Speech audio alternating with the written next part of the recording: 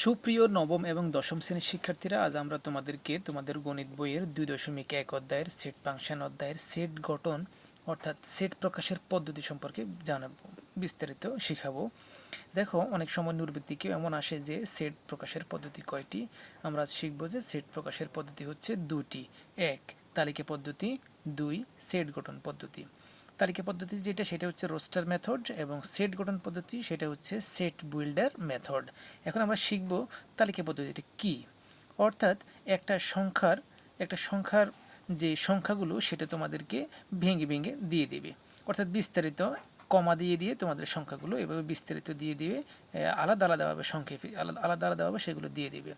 আর set গঠন পদ্ধতি হচ্ছে সেট বিল্ডার মেথড, যেটা এভাবে ভেঙে ভেঙে দিবে না, কিন্তু তোমাদেরকে সংক্ষেপে দেবে। যেমন দেখো, এই সমান সমান সংখ্যাটা না দিয়ে সেখানে বলছে x is less than n অনুপাত এক্স, অর্থাৎ লেস দেন 25, অর্থাৎ স্বাভাবিক সংখ্যা এন থাকলে বুঝে নিতে হবে ন্যাচারাল নাম্বার স্বাভাবিক সংখ্যা, অর্থাৎ 25 থেকে ছোট স্বাভাবিক সংখ্যাগুলো। দেখো, এগুলো বিস্তারিত না লিখে তারা সেখানে সংক্ষেপে দিয়ে দিয়েছে। অর্থাৎ আমরা বুঝলাম যে সেট গঠন পদ্ধতি হলো সংখ্যাগুলোকে ভেঙে ভেঙে না দিয়ে সংক্ষেপ আকারে দিবে, আর এগুলো হচ্ছে সংখ্যাগুলোকে আস্তে আস্তে মাঝখানে কমা দিয়ে সুনির্দিষ্ট উপাদানগুলোকে বন্ধনীর মাধ্যমে বিস্তারিত কমা দিয়ে দিয়ে সাজিয়ে লিখবে। এটা হচ্ছে সেট তালিকা পদ্ধতি।